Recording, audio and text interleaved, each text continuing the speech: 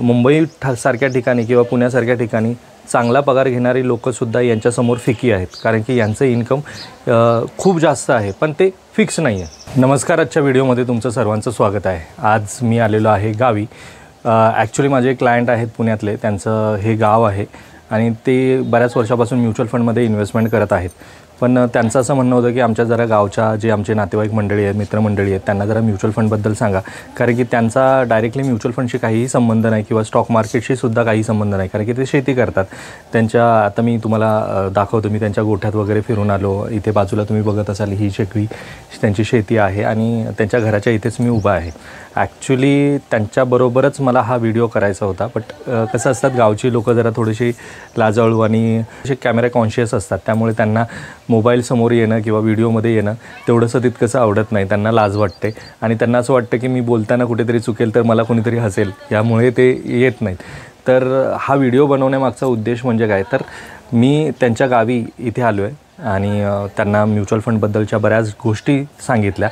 तर इथे आल्यानंतर जेव्हा मी ह्या लोकांशी बोललो, यांच्याशी डिस्कशन केलं, तेव्हा मला समजलं की मुंबई सारख्या ठिकाणी किंवा पुण्यासारख्या ठिकाणी चांगला पगार घेणारी लोकंसुद्धा यांच्यासमोर फिकी आहेत, कारण की यांचं इन्कम खूप जास्त आहे पण ते फिक्स नाही आहे। म्हणजे एखादा आता जसं इथे बाजूला दिसते मका केली आहे किंवा ऊस केला आहे, तर त्या ऊसाला किंवा मक्याला जर बाजारभाव मिळाला तर त्यांच्याकडे पैसे मिळतात, त्यांना हातात पैसे येतात आणि जोपर्यंत ते पीक पूर्ण होत नाही तोपर्यंत त्यांना फक्त मेहनत करायची आहे, त्याच्यानंतर त्यांच्याकडे पैसे येतात। पण हा सगळा जो प्रोसेस आहे याच्यामध्ये काय होतं की एक पीक निघाल्यानंतर दुसरं पीक पेरणी केली जाते आणि मग अगोदरच्या पिकामधली जी काही प्रॉफिट असेल किंवा जे काही पैसे असतील ते रिइन्व्हेस्ट केले जातात दुसऱ्या पिकामध्ये। आता दुसऱ्या पिकामध्ये जर चांगला त्यांना बाजारभाव मिळाला, चांगलं पीक मिळालं तर ठीक आहे, आणि निसर्गाचा जर कोप जर झाला नाही तर त्यांना उत्पन्न पण चांगलं मिळतं। पण हे जर तरची गोष्ट आहे, म्हणजे प्रत्येक वेळेस काही जे पिकवतो त्याच्यामध्ये त्यांना नफा होतो असं अजिबात नाही।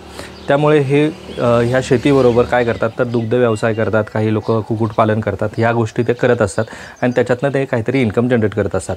पण ह्या सगळ्या प्रोसेसमध्ये ते फक्त रिइन्व्हेस्ट करत असतात। म्हणजे एका व्यवसायातनं पैसा मिळाला की तो दुसऱ्या व्यवसायामध्ये टाकायचा, गुंतवायचा, पुन्हा तिथून काढायचा, तिसऱ्या व्यवसायामध्ये गुंतवायचा, हे रोटेशन चालू असतं। त्याच्यामध्ये त्यांची कुठलीही प्रकारची सेविंग नसते। म्हणजे हे मला त्यांच्या बोलण्यातनं जाणवलं। जसं आता मी एका गोठ्यामध्ये गेलेलो, त्यांचा गोठा होता गायींचा, 10-12 गाया होत्या। तर ह्या गायींच्या गोठ्यांमधनं त्यांना दर 15 दिवसानंतर पेमेंट मिळतं डेअरीकडनं, म्हणजे डेअरीमध्ये जे दूध देतात आणि 15 दिवसानंतर पैसे येतात। आता हे पैसे काय केले जातात, चाऱ्यासाठी किंवा त्यांच्या इतर गोष्टींसाठी खर्च केले जातात आणि पुन्हा पुढच्या 15 दिवसासाठीच्या पेमेंटच्या अपेक्षेने पुन्हा दूध टाकलं जातं। तर ह्या गोष्टी किंवा जे काही पैसे जमा होतील त्याच्यातनं एखादी नवीन गाय विकत घ्यायची। आता प्रत्येक वेळेस नवीन गाय विकत घेतली तर त्याचा अर्थ ती पुढे चांगलंच दूध देईल असं नाही, बऱ्याच गाय फसतात सुद्धा, म्हणजे ते दूध देत नाहीत, मग त्यांची ती इन्व्हेस्टमेंट झिरो होऊन जाते, म्हणजे त्याच्यातनं काहीच उत्पन्न मिळत नाही त्यांना। तर अशा प्रकारची ही प्रोसेस हे लोक फॉलो करत असतात। पण यांच्याकडे पैसे येत असतात, पण ते इन्व्हेस्ट कुठे करायचे किंवा सेव्ह कसे करायचे, कसे बाजूला ठेवायचे ह्याबद्दल त्यांना कोणतेही नॉलेज नसतं। ते काय करतात तर त्यांना जो काही पैसा येतो त्याच्यातनं ते पतपेढीमध्ये किंवा इथल्या सहकारी संस्था असतात त्याच्यामध्ये ते पैसे ठेवत असतात आणि जेव्हा त्यांना गरज असते तेव्हा त्याच्यातनं ते काढतात। पण यामध्ये त्यांना काय होतं की इंटरेस्ट रेट कमी मिळतो आणि जेव्हा त्यांना लोन किंवा काही गरज असते पैशांची त्यावेळेस त्याच पतसंस्थेकडनं ते जास्त दराने व्याजाने ते पैसे घेतात, कारण की नॅशनलाइज बँकेमध्ये लोन काढायला ते गेले तर त्यांचं असं कुठलं फिक्स इन्कम नसतं। त्यामुळे नॅशनलाइज बँका अशा लोकांना लोन देण्यासाठी काचकूच करतात, पण पतसंस्था त्यांना इझिली लोन देतात, कारण की ते एवढ्या वर्षापासून त्या संस्थेमध्ये पैसे भरत असतात। पण या सगळ्या प्रोसेसमध्ये एक गोष्ट लक्षात येते की त्यांना कोणत्याही प्रकारचं म्युच्युअल फंडशी रिलेटेड नॉलेज नसतं, कुठल्याही प्रकारची इन्व्हेस्टमेंटबद्दल माहिती नसते, किंवा जरी माहिती असेल किंवा ऐकलं असेल तरी त्यांना एक भीती असते की आपल्याला तर शेअर मार्केट माहिती नाही, म्युच्युअल फंड माहिती नाही, मग पैसे कसे गुंतवायचे, कोणत्या फंड्समध्ये गुंतवायचे आणि त्याच्यातनं कशा प्रकारचे रिटर्न्स मिळतील याबद्दल त्यांना कोणतीही माहिती नसते। त्यामुळे काय होतं की इन्व्हेस्टमेंट करायलाच भीती वाटते। एकतर मोबाईलमध्ये ते कसे पाहायचे, कसं रिटर्न्स पाहायचे, कसे इन्व्हेस्ट करायचे, मध्ये लमसम कशी करायची याबद्दल काही माहिती नसते किंवा कोणी गाईडही करत नाही।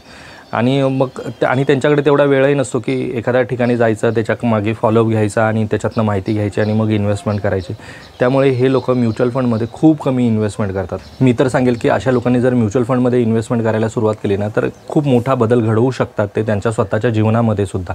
कारण की म्युच्युअल फंड ही अशी प्रोसेस आहे ज्याच्यामध्ये त्यांना लाँग टर्ममध्ये थांबायचं आणि पैसे इन्व्हेस्ट करत राहायचे आहेत. आणि आता शेतीच्या व्यवसायामध्ये त्यांनी हीच गोष्ट कित्येक वर्षांपासून किंवा त्यांच्या पूर्ण ट्रॅडिशनच आहे की पैसे आले की ते पुन्हा नवीन व्यवसायामध्ये गुंतवायचे, पुन्हा त्याच्यातनं नवीन व्यवसायामध्ये गुंतवायचे आणि अशा प्रकारे आपलं रोलिंग करत राहायचं, आपला संसार किंवा आपला व्यवसाय करत राहायचा.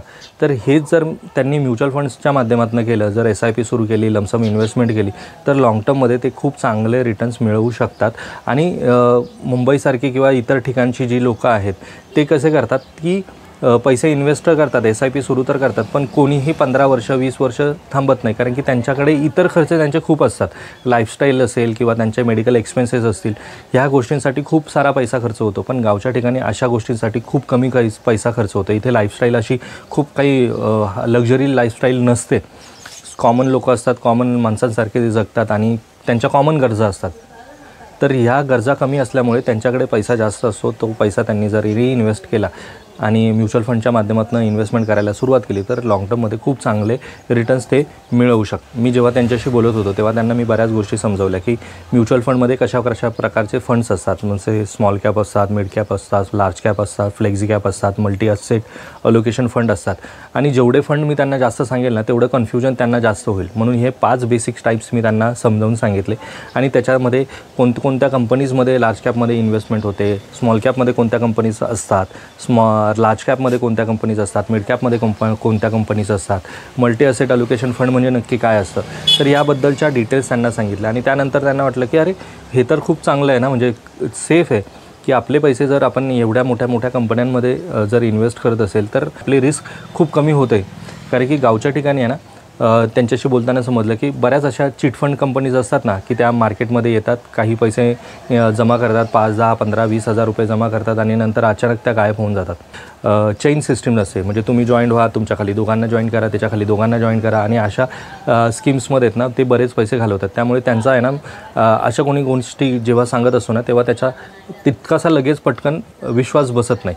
पण म्युच्युअल फंड ही एक मोठी इंडस्ट्री आहे. भारतातल्या सगळ्या कानाकोपऱ्यामध्ये म्युच्युअल फंडची इन्व्हेस्टमेंट लोक करत असतात. हे जेव्हा मी त्यांना पटवून सांगितलं तेव्हा त्यांना जाणवलं की हां नाही, खरंच म्युच्युअल फंड म्हणजे फक्त एका जिल्ह्याशी निगडीत नाही किंवा एखाद्या तालुक्याशी निगडीत नाही, तर ती पूर्ण भारताभर आहे. आणि याच्यावरती कंट्रोल कुणाकुणाचा आहे याबद्दलच्या डिटेल्स त्यांना सांगितल्या.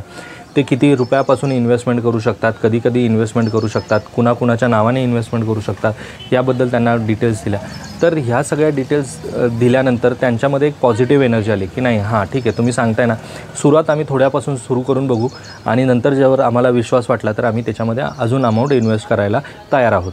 पण माझं मत हेच आहे की तुम्ही ॲटलिस्ट सुरुवात करा. 1000 रुपये, 10,000 रुपये, 5,000 रुपये याने सुरुवात तर करा. सुरुवात केल्यानंतर 1-2 वर्षामध्ये जेव्हा तुम्हाला जाणवेल की हे रिटर्न्स कशा प्रकारचे देतात आहेत, कशा प्रकारे अमाऊंट मिळते आपल्याला, हे जेव्हा त्यांना समजेल तुम्हाला नक्कीच वाटेल की हां खरंच म्युच्युअल फंडमध्ये काहीतरी आहे आणि आपण याच्यामध्ये इन्व्हेस्टमेंट करायला हवी. आता ही इन्व्हेस्टमेंट कुणा थ्रू करू शकता? एकतर तुम्ही कोणत्याही बँकेमध्ये जाऊन तुम्ही तुमची म्युच्युअल फंडची SIP सुरू करू शकता किंवा लमसम इन्व्हेस्टमेंट करू शकता. किंवा जर तुम्हाला एखाद्या म्युच्युअल फंड ॲडवायझरकडून इन्व्हेस्टमेंट करून घ्यायची असेल, जसं मी आहे, तर अशा प्रकारे जर तुम्हाला ही म्युच्युअल फंड्समध्ये कोणत्याही प्रकारची इन्व्हेस्टमेंट करायची असेल, काहीही माहिती घ्यायची असेल, तर स्क्रीनवर माझा नंबर दिलेला आहे, तुम्ही मला कॉल करू शकता. जर आजचा हा छोटासा व्हिडिओ तुम्हाला आवडला असेल तर व्हिडिओला लाईक करा. चॅनलवरती जर नवीन असाल तर चॅनलला सबस्क्राईब करा.